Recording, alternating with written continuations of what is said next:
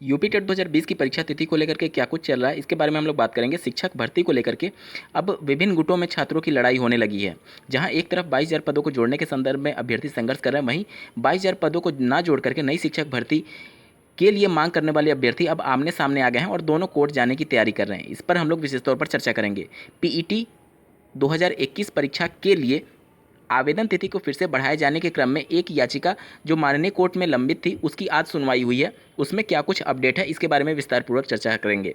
TGT परीक्षा में विभिन्न प्रकार की धांधलियां देखने के बाद से अभ्यर्थियों के द्वारा मांग की जा रही है कि इस परीक्षा को फिर से रद्द करके फिर से परीक्षा आयोजित की जाए। इसकी क्या संभावना है, इस पर बात होगी।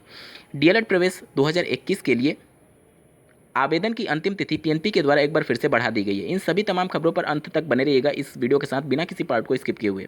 नमस्कार दोस्तों, मेरा नाम है नीरज और आप देख रहे हैं करियर बिट यूट्यूब चैनल। अगर आप इस चैनल पहली बार विजिट कर रहे हैं तो इसको सब्सक्राइब करते हुए बेल आइकन को प्रेस करना ना भूलें। यूपी टेट 2020 के लिए जिस प्रकार से माननीय बेसिक शिक्षा मंत्री जी ने दिशा निर्देश जारी किए थे, उसके बाद से उम्मीदें थी कि अब इसमें तेजी देखने को मिल सकती है। हालांकि पीएनपी सीआरटी पर लगातार इस परीक्षा को लेकर के चर्चा हो रही है, लेकिन अंतिम रूप से अभी तक कोई डेट फाइनल नहीं हो पाया है। वहीं जूनियर एडेड भर्ती परीक्षा की बात की जाए तो दिनांक 10 अक्टूबर को जो प्रस्ताव भेजा गया वो पूरी तरीके से कैंसिल हो जाएगा प्रदेश सरकार के द्वारा, क्योंकि उस दिन आईएएस की परीक्षा होने वाली है। और जब भी यूपी टेट परीक्षा प्रस्तावित की जाएगी उसके पहले ही जूनियर एडेड परीक्षा हर हाल में आयोजित कराई जाएगी, ऐसा पीएनपी सचिव का कहना है।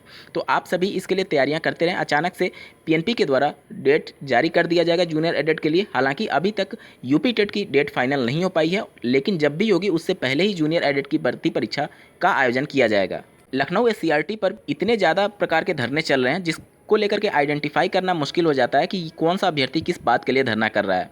जहां 22,000 पदों को जोड़ने के लिए, आरक्षण से संबंधित विवादित मामले को लेकर के, नई प्राथमिक स्तर की शिक्षक भर्ती को लेकर के, डीएलएड प्रमोट मुद्दे को लेकर के, चतुर्थ सेमेस्टर परीक्षा को लेकर के अन्य संगठन उसका एससीईआरटी कार्यालय पर विरोध प्रदर्शन कर रहे हैं। कल के वीडियो में मैंने आप सभी को सूचित किया था कि लखनऊ में 22,000 पद को 69,000 में जोड़ने के क्रम में अभ्यर्थी पानी की टंकी पर चढ़ गए और सरकार की नीतियों का विरोध कर रहे थे और 68,500 से बची हुई 22,000 सीटों को 69,000 में जोड़ने के लिए प्रदर्शन कर रहे थे।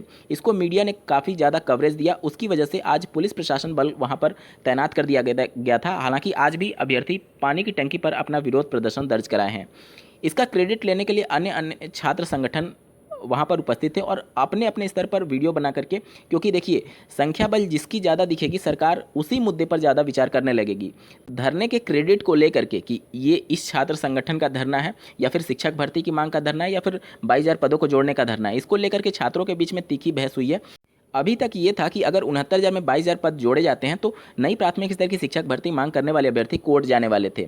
लेकिन अब अगर सरकार नई शिक्षक भर्ती जारी करती है तो उसको लेकर के 22,000 पदों के समर्थन वाले अभ्यर्थी कोर्ट जाने की तैयारी कर रहे हैं और उनका स्पष्ट कहना है कि वह इस भर्ती प्रक्रिया पर पहले ही रोक लगवा देंगे। हालांकि इन सबके बीच में फ़ायदा सरकार का ही हो रहा है। सरकार कोई भी नया पद नहीं जोड़ रही है या फिर नई शिक्षक भर्ती नहीं दे रही है। छात्र आपस में ही लड़ रहे हैं कि पद जोड़े जाने चाहिए या फिर नई शिक्षक भर्ती आनी चाहिए। पद जोड़े जाने की संभावनाएं बहुत ज़्यादा कम हैं। सरकार भी इसका विरोध कर चुकी है कि पद नहीं जुड़ेंगे। माननीय सुप्रीम कोर्ट को आधार बना करके 22,000 पद के समर्थन वाले अभ्यर्थी ये कह रहे हैं कि माननीय सुप्रीम कोर्ट ने 2 भर्तियों में इस चयन प्रक्रिया को कंप्लीट करने की बात कही थी। इस वजह से दोनों भर्तियों को मिला करके 1,37,000 शिक्षकों की भर्ती कंप्लीट हो जानी चाहिए। वहीं माननीय सुप्रीम कोर्ट का ये भी जजमेंट था कि आने वाली शिक्षक भर्ती में शिक्षा मित्रों को भी एक मौका दिया जाए। सरकार ने स्वीकारा था कि उनको अधिभार दे करके तीसरे भर्ती में मौका दिया जाएगा। अब अगर 22,000 पद जोड़े जाते हैं तो इसमें शिक्षा मित्र नहीं होंगे, क्योंकि जो भी शिक्षा मित्र सिर्फ क्वालिफाई भी किए होंगे उनका सिलेक्शन हो चुका होगा और वो सहायक अध्यापक बन चुके होंगे। अब 22,000 पद जोड़े जाते हैं तो इसका शिक्षा मित्र ही विरोध करेंगे और वो ही कोर्ट चले जाएंगे। और अगर सरकार नया शिक्षक भर्ती जारी करती है तो ये अभ्यर्थी 22,000 वाले समर्थन वाले कोर्ट जाने की तैयारी कर रहे हैं। सरकार यही चाहती है कि ना हमें पद जोड़ना पड़े और ना ही शिक्षक भर्ती देना पड़े। सरकार के पास भी एक तर्क हो गया कि हम शिक्षक भर्ती दे रहे हैं तो ये वाले अभ्यर्थी लड़ाई कर रहे हैं, जब पद जोड़ रहे हैं तो नई भर्ती वाले अभ्यर्थी लड़ाई कर रहे हैं। तो इन सब को लेकर के चीज़ों को सॉर्ट आउट करने की ज़रूरत है और ये पहल सिर्फ सरकार ही कर सकती है। अगर सरकार नई शिक्षक भर्ती का विज्ञापन जारी कर देती है उसके बाद से 22,000 पद का मुद्दा अपने आप दब जाएगा और वो सभी अभ्यर्थी नई शिक्षक भर्ती की परीक्षा की तैयारियों में जुट जाएंगे। वहीं 69,000 सहायक अध्यापकों की भर्ती में आरक्षण विवादित मामले से संबंधित अभ्यर्थी आज माननीय उप मुख्यमंत्री को ज्ञापन सौंपे हैं।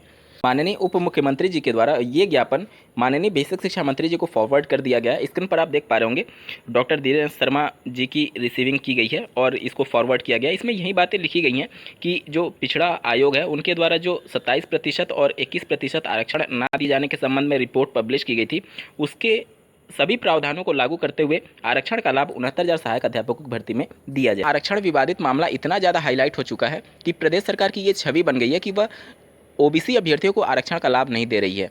इन सबके बीच में विधानसभा चुनाव को टारगेट करते हुए ओबीसी सूची में 39 नई जातियों को जगह देने पर प्रदेश सरकार विचार कर रही है ताकि वह अपनी छवि को थोड़ा सुधार सके। SSC आयोग के द्वारा दिनांक 24 अगस्त 2021 को प्रस्तावित पीटी परीक्षा के लिए फॉर्म को फिर से रीओपन करने के संदर्भ में अभ्यर्थियों का एक ग्रुप माननीय कोर्ट का दरवाजा खटखटाया था, जिस पर आज दिनांक 12 अगस्त 2021 को सुनवाई होना प्रस्तावित था। जैसा कि पिछली वीडियो में मैंने आप सभी को सूचित किया था कि जो आयोग के वकील थे वो उपस्थित नहीं थे, इस वजह से आज की तारीख लगाई गई थी। आज भी आयोग के वकील उपस्थित नहीं थे और माननीय कोर्ट ने इस केस की अगली सुनवाई के लिए दिनांक 18 अगस्त 2021 की दिन निर्धारित कर दिया है। हालांकि माननीय कोर्ट के द्वारा ये कहा जरूर गया कि अगली बार हम डेट को फाइनल कर देंगे, मतलब उस दिन कुछ ना कुछ फैसला आ जाएगा। तीनों याचिकाओं को मिलाकर के मात्र 49 पिटिशनर ही शामिल है इसमें। अब माननीय कोर्ट के सामने दो रास्ते हो सकते हैं, या तो सभी राज्यों के ऐसे अभ्यर्थी जो कि 10 लाख से ज़्यादा संख्या बताई जा रही है, जो कि अपना आवेदन कंप्लीट नहीं किए हैं, उनको पूरा लाभ दे दिया जाए, या फिर आयोग अगर ये सिफारिश कर दे कि हमारी परीक्षा सर पर है और इसके लिए सिर्फ पिटिशनर्स को ही परीक्षा में शामिल कराने पर वो राजी हो जाए, तो माननीय कोर्ट की तरफ से उन 49 अभ्यर्थियों को भी राहत दे करके उनको परीक्षा में शामिल कराया जा सकता है। तो अब ये सब कुछ डिपेंड होगा 18 अगस्त 2021 को कि क्या कुछ होता है, क्योंकि आयोग और सरकारी वकील हैं वो बार बार अनुपस्थित हो रहे हैं, क्योंकि इस मामले से सीधे 10 लाख अभ्यर्थी प्रभावित हो रहे थे। लेकिन जो पिटिशनर की संख्या मात्र 49 है, इससे माननीय कोर्ट पर भी प्रभाव पड़ेगा कि जो संख्या प्रभावित हो रही है 10 लाख, वो कम से कम पिटिशनर्स में दिखना तो चाहिए।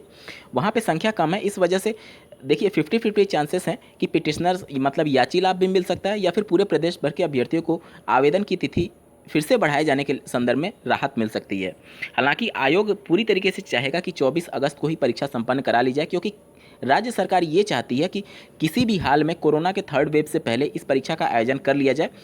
7-8 अगस्त में संपन्न की गई टीजीटी की परीक्षा में व्यापक स्तर पर धांधलियाँ देखने को मिली थी, जिसके विरोध में कई सेंटर्स पर अभ्यर्थियों ने परीक्षा को छोड़ दिया, और हालांकि उनकी अलग से कोई परीक्षा संपन्न नहीं कराई गई और आयोग अभी तक इस पर चुप है। आयोग के द्वारा टीजीटी 2021 की परीक्षा के लिए आंसर की भी जारी कर दिया गया है। उत्तर प्रदेश सरकार इस समय सभी आयोगों को जल्दी भर्ती प्रक्रिया संपन्न कराने की बात कर चुकी है, क्योंकि माननीय कोर्ट का एक फैसला था कि 6 महीने में इस भर्ती प्रक्रिया को संपन्न करा ली जाए। 31 अक्टूबर को 6 महीने समाप्त हो रहे हैं। इस वजह से प्रदेश सरकार भी इस भर्ती प्रक्रिया को लेकर के बहुत ज़्यादा तेजी दिखा रही है, और आने वाले विधानसभा चुनाव में इसको प्रोजेक्ट करने के लिए ही इस भर्ती प्रक्रिया को तेज़ी से संपन्न कराया जा रहा है आयोग के माध्यम से। अब इसमें बहुत ज़्यादा अभ्यर्थियों के ये मांग उठ रहे हैं कि भर्ती प्रक्रिया को रद्द कर दिया जाए। देखिए इसके 0% चांसेस हैं। इस समय प्रदेश सरकार कतई भी ना तो इसकी जांच कराएगी और ना ही भर्ती प्रक्रिया रद्द करेगी, क्योंकि अगर इस समय भर्ती प्रक्रिया रद्द होती है तो इसका सीधा सा मतलब हुआ है कि सरकार ये स्वीकार कर रही है कि भ्रष्टाचार के मामले प्रकाश में आए हैं। इसी प्रकार का मामला 69,000 में भी देखने को मिला था, लेकिन वहाँ पर भी राज्य सरकार नहीं मानी, और 68,500 में भी इसी प्रकार का मामला था जिसको राज्य सरकार ने अस्वीकार कर दिया। तो फिर इस चुनाव के समय पे आपको लगता है कि राज्य सरकार मानेगी? इसके 0% चांसेस हैं भर्ती प्रक्रिया रद्द होने के। उत्तर प्रदेश शासन में विशेष सचिव के द्वारा राज्य शैक्षिक अनुसंधान एवं प्रशिक्षण परिषद यानी SCRT को दिनांक 11 अगस्त 2021 को एक पत्र जारी किया गया। DLED प्रशिक्षण 2021 ऑनलाइन आवेदन की अंतिम तिथि दिनांक 30 अगस्त 2021 तक बढ़ाए जाने के संबंध में। यहाँ पर आप देख सकते हैं, जो पहले आवेदन की अंतिम तिथि 10 अगस्त थी, उसको बढ़ा करके 30 अगस्त कर दिया गया है, और ऑनलाइन आवेदन शुल्क जमा करने की अंतिम तिथि अब 31 अगस्त 2021 होगी, और अपना आवेदन कंप्लीट करने की अंतिम तिथि 1 सितंबर 2021 होगी। प्रदेश सरकार हर वो कोशिश कर रही है ताकि उत्तर प्रदेश में DLED की सीटें भर जाएं। इसी कोशिश के तहत इंटरमीडिएट मिनिमम एजुकेशनल क्वालिफिकेशन के तहत DLED सत्र 2021 में प्रवेश के लिए भी आदेश जारी किया हुआ है। हालांकि अगर DLED के अधिकारों का हनन ना किया गया रहता और DLED कोर्स को उतनी ही तवज्जो मिलती जितनी BEd अभ्यर्थियों को मिलती है, तो आज DLED का ये हश्र नहीं होता। आज DLED की जो कंडीशन हो चुकी है उसके लिए पूरी तरीके से राज्य सरकार जिम्मेदार है। इस वीडियो में बस इतना ही। ऐसे ही महत्वपूर्ण अपडेट्स के लिए इस चैनल को सब्सक्राइब करना ना भूलें। इस वीडियो को देखने के लिए आपका बहुत बहुत धन्यवाद। भगवान करे आपका दिन शुभ हो।